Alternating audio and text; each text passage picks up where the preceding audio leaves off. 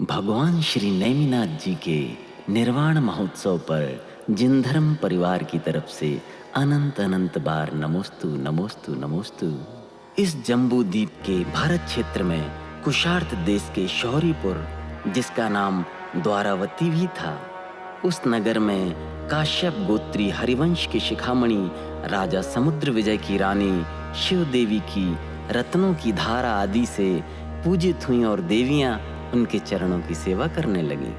6 माह पूर्ण होने पर रानी ने कार्तिक शुक्ल षष्ठी के दिन उत्तराषाढ़ा नक्षत्र में रात्रि के अंतिम प्रहर में 16 स्वप्न देखे और उसके बाद ही मुख में प्रवेश करता हुआ एक उत्तम हाथी भी देखा।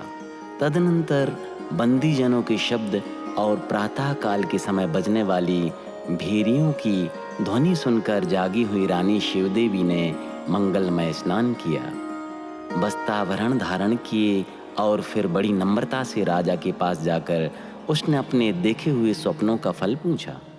सूक्ष्म बुद्धि वाले राजा समुद्र विजय ने सुने हुए आगम का विचार कर उन स्वप्नों का फल कहा कि तुम्हारे गर्भ में 3 लोक के स्वामी तीर्थंकर अवतीर्ण हुए हैं। उस समय रानी शिव देवी स्वप्नों का फल सुनकर ऐसी संतुष्ट हुई मानो उसने तीर्थंकर को ही प्राप्त कर लिया हो। उसी समय इंद्रों ने भी अपने अपने चिन्हों से भगवान के गर्भ कल्याणक का समाचार जान लिया। वे सब बड़े हर्ष से मिलकर आए और स्वर्गावतरण कल्याणक अर्थात गर्भ कल्याणक का महोत्सव कर अपने अपने स्थान पर चले गए। 9 मास व्यतीत होते ही श्रावण शुक्ल षष्ठी के दिन चित्रा नक्षत्र में ब्रह्म योग के समय 3 ज्ञान के धारक भगवान का जन्म हुआ। अपने आसन कंपित होने से जिन्हें अवधि ज्ञान उत्पन्न हुआ है, ऐसे सौधर्म आदि इंद्र हर्षित होकर आए और नगरी को घेर कर खड़े हो गए। तदनंतर जो नील कमल के समान कांति के धारक हैं, ईशानेंद्र ने जिन पर छत्र लगाया है तथा नमस्कार करते हुए चमर और वैरोचन नाम के इंद्र जिन पर चमर ढोर रहे हैं, ऐसे जिनेंद्र बालक को सौधर्म ने बड़ी भक्ति से उठाया और ऐरावत हाथी पर विराजमान किया।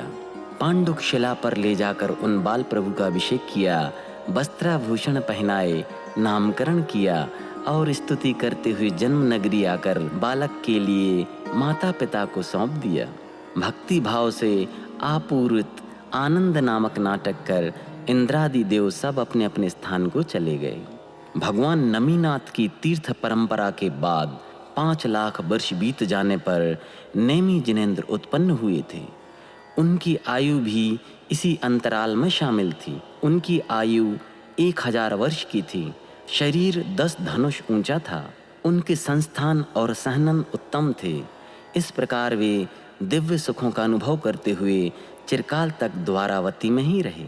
एक दिन महाराज ने सोचा, नेमिनाथ अब नव यौवन से संपन्न हुए हैं, अतः विवाह के योग्य हैं। अब इनका विवाह कर देना चाहिए। यह सब ध्यान में रखते हुए उन्होंने विचार किया कि उग्र वंश रूपी समुद्र को बढ़ाने के लिए चंद्रमा के समान राजा उग्रसेन की जयावती रानी से उत्पन्न हुई राजीमती नाम की पुत्री है, जो विशिष्ट गुणों से संपन्न सर्वांग सुंदर है। विचार के बाद ही उन्होंने राजा उग्रसेन के घर स्वयं जाकर बड़े आदर से, आपकी पुत्री 3 लोक के नाथ भगवान नेमी कुमार की प्रिया हो, इन शब्दों में उस माननीय कन्या की याचना की। इसके उत्तर में राजा उग्रसेन ने कहा कि हे देव, 3 खंड में उत्पन्न हुए रत्नों के आप ही स्वामी हैं और खास हमारे स्वामी हैं, अतः यह कार्य आपको ही करना है। आप ही इसके नाथ हैं, हम लोग कौन होते हैं। इस प्रकार राजा उग्रसेन के वचन सुनकर श्री कृष्ण महाराज बहुत ही हर्षित हुए। तदनंतर श्रावण मास की वर्षा ऋतु में यादवों की बारात सज धज कर द्वारिका से निकली। बारात में अगणित बाराती थे। अनेक नरेश राजसी वैभव का प्रदर्शन करते हुए जा रहे थे। बाराती नाना विध वाहनों में बैठे थे। श्री कृष्ण बलराम आदि से घिरे हुए कुमार नेमिनाथ वर की वेशभूषा धारण किए रत्न अलंकारों से अलंकृत हुए रथ में विराजमान थे। यादवों की यह बारात जब जूनागढ़ पहुंची तो बारात का दूसरा सिरा द्वारिका में था। कहने का तात्पर्य, इतनी लंबी बारात थी कि देखने वाले भी देख के दंग रह गए थे।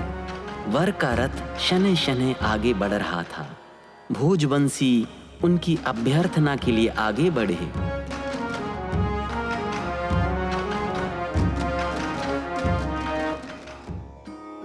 राजकुमारी राजमती वधू के वेश में साक्षात रति लग रही थीं।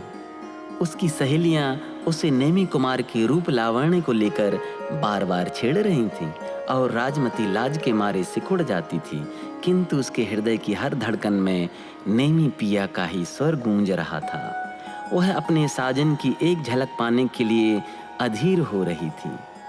वह अपनी भावनाओं के गगन में ऊंची उड़ानें भर रही थी। तभी नानाविध वाद्यों का तुमुल नाद सुनाई पड़ा। सहेलियां आईं और उसे पकड़कर खींचती हुई प्रासाद के बाहरी छज्जे पर ले गईं। राजमती सहेलियों के बीच में तारों के मध्य चंद्रमा के समान शोभा कर रही थीं। वर का रथ आगे बढ़ा। तभी उनकी दृष्टि एक मैदान में बाड़े में घिरे हुए भय विहल तृणभक्षी वन्य पशुओं पर पड़ी। नेमी कुमार ने सारथी से पूछा, भद्र, ये नाना जाति के पशु यहाँ किस लिए रोके हुए हैं? सारथी ने विनय पूर्वक उत्तर दिया, प्रभु, आपके विवाहोत्सव में जो मांस भक्षी मिलिक्ष राजा आए हैं, उनके लिए नाना प्रकार का मांस तैयार करने के लिए यहाँ पशुओं को रोका गया है। सारथी के वचन सुनकर नेमी कुमार कहने लगे, एक की प्रसन्नता के लिए दूसरे की हिंसा करना घोर अधर्म है। सारथी, मैं विवाह के लिए तनिक भी उत्सुक नहीं हूं। तुम इन प्राणियों को बंधन मुक्त कर दो। भगवान का हृदय दया से उत्प्रोत था। वे राजकुमारों से कहने लगे, मनुष्यों की निर्दयता तो देखो। वन ही जिनका घर है, तृण और जल ही जिनका आहार है, और जो अत्यंत निरपराध हैं, ऐसे दीन मृगों का भी मनुष्य वध करते हैं। जो शूरवीर होकर भी पैर में कांटा न चुभ जाए, इस भय से जूता पहनते हैं। वे इन मृगों शशकों की गर्दन पर तीक्ष्ण धार वाले शस्त्र चलाते हैं। यह कैसा आश्चर्य है! यह प्राणी जिह्वा की लोलुपता की तृप्ति के लिए भक्ष अभक्ष का विवेक भी खो देता है। किंतु क्या संसार में किसी की भी तृप्ति हुई है? मैंने स्वयं असंख्य वर्षों तक इंद्र, धर्मेंद्र और नरेंद्रों के सुख भोगे हैं, किंतु मुझे उनसे भी तृप्ति नहीं हुई है। ये सांसारिक सुख असार है और मेरी आयु भी असार है। मैं इन असार सुखों का त्याग करके नित्य अनंत और अविनाशी सुख के उपार्जन का पुरुषार्थ करूंगा। देखो मैं कितना अनर्थ करने वाला था। अब मैं इन असार सुखों का त्याग करके नित्य अनंत और अविनाशी सुख के उपार्जन का पुरुषार्थ करूंगा। भगवान के मन में इन अनित्य सुखों के प्रति वितृष्णा उत्पन्न हो गई। उन्हें आत्मविमुख होकर सांसारिक सुखों में क्षणभर भी अटकना निष्प्रयोजन लगने लगा। तभी लोकांतिक देव आए और भगवान के चरणों में सिर झुकाकर विनत मुद्रा में निवेदन करने लगे, प्रभु, भरत क्षेत्र में पाप की प्रवृत्ति बढ़ गई है। जन जन के मन में मिथ्यात्व का अंधकार छा रहा है। अब तीर्थ प्रवर्तन का काल आ पहुंचा है। संसार के दिग्भ्रांत और दुखी प्राणियों पर दया करके आप तीर्थ प्रवर्तन कीजिए। लोकांतिक देव इस तरह निवेदन और वैराग्य की प्रशंसा करके अपने आवास को लौट गए। भगवान ने दयार्द होकर मृगों को बंधन मुक्त कर दिया। मृग मुक्त होकर भागे नहीं, किंतु जगत बंधु भगवान के चरणों में सिर झुकाकर खड़े होकर और अपने त्राता की ओर निहारने लगे। भगवान ने अभय का हाथ उठाकर उन्हें मानो सुरक्षा का आश्वासन दिया। आश्वस्त होकर वे मूक प्राणी वन में चले गए। भगवान ने वरोचित कंकण और मोहर उतार दिया। वे वापस लौटकर नगरी पहुंचे और राज सिंहासन पर विराजमान हो गए। तभी इंद्र और देव वहां आए। इंद्रों ने भगवान को स्नान पीठ पर विराजमान करके देवों द्वारा लाए हुए क्षीरोदक से उनका अभिषेक किया और उन्हें स्वर्ग से लाई हुई माला, विलेपन, वस्त्र और आभूषणों से विभूषित किया। सभी यादव प्रमुख आदि भगवान को घेर कर खड़े हुए थे। भगवान मोह माया को तोड़कर वन में जाने को तैयार थे। मोह का कोई बंधन उन्हें उनके संकल्प से विचलित न कर सका। तदनंतर देवकुरु नामक पालकी पर आरूढ़ होकर उन भगवान ने सहस्रामर वन में जाकर वेला का नियम लिया। वधू के रत्नाभरणों से मंडित राजमती, जिसे परिवार वाले प्यार से राजुल कहते थे, सखियों के साथ बारात की धूमधाम में कल्पना लोक में विहार कर रही थी। तभी विस्फोट के समान यह समाचार सुनाई पड़ा कि नेमि कुमार विवाह से मुख मोड़कर लौट गए हैं और उन्होंने दीक्षा ले ली है। समाचार क्या था? मानो वज्रपात था। समाचार सुनते ही राजमती कटी वृक्ष के समान संज्ञाहीन होकर भूमि पर गिर पड़ी। जब वह होश में आई तो वह करुण विलाप करने लगी। वह बार बार अपने भाग्य को दोष देती थी। वह बार बार कहती थी, नेमि कुमार महान है, मैं ही शायद उनकी उपयुक्त नहीं थी। मैं तो बौनी थी, फिर भी मैंने आकाश को छूना चाहा, किंतु यह कैसे संभव हो सकता था? भाग्य ने नेमि कुमार को मेरे लिए वर बनाया था, किंतु दुर्भाग्य ने मेरा मार्ग अवरुद्ध कर दिया। अब मैं उसी दुर्भाग्य से संघर्ष करूंगी। मेरे नेमि कुमार मुझे सांसारिक दशा में प्राप्त नहीं हो सके, किंतु वे ही मेरे ये भव और परभव के पति हैं। वे जिस राह गए हैं वही मेरी राह है। उन्होंने मुझे राह दिखा दी है, अब मैं उसी राह पर चलूंगी। माता पिता और परिजनों ने उसे बहुत समझाया कि तेरी उम्र अभी तप करने की नहीं है, किसी उपयुक्त राजकुमार के साथ तेरा विवाह किए देते हैं। किंतु राजमती का एक ही उत्तर था, पतिव्रता स्त्री के जीवन में एक ही पति होता है। नेमि कुमार ही मेरे इस जीवन में पति हैं, उनका स्थान दूसरा कोई कैसे ले सकता है? वे मुझे छोड़कर चले गए हैं, उनसे मुझे कोई शिकायत नहीं है।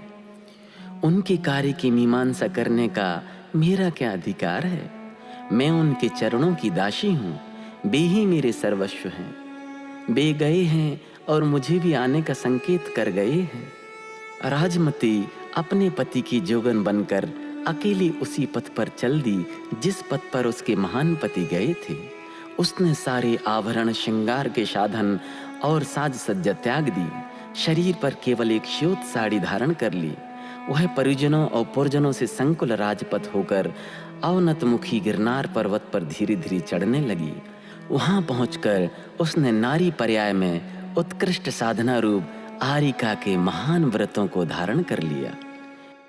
इधर उन भगवान ने सहस्रामर वन में जाकर वेला का नियम लिया और श्रावण शुक्ल षष्ठी के दिन सायंकाल के समय कुमार काल के 300 वर्ष बीत जाने पर 1000 राजाओं के साथ संयम धारण किया। उसी समय उन्हें मनहा-पर्याय ज्ञान प्राप्त हो गया। बलदेव तथा नारायण आदि मुख्य राजा और इंद्र आदि देव सब उनकी स्तवनों के द्वारा उन भगवान की स्तुति कर अपने अपने स्थान पर चले गए। पारणा के दिन उन भगवान ने द्वारावती नगरी में प्रवेश किया। वहां स्वर्ण के समान कांति वाले राजा वरदत्त ने पड़गाहन आदि 9 भक्ति कर उन्हें आहार दान दिया, जिस दान के प्रभाव से राजा वरदत्त ने पंचाचारी प्राप्त किए। इधर भेदाभेद रत्नत्रय का पालन करते हुए भगवान नेमिनाथ आत्मविशुद्धि के मार्ग पर निरंतर बढ़ते जा रहे थे।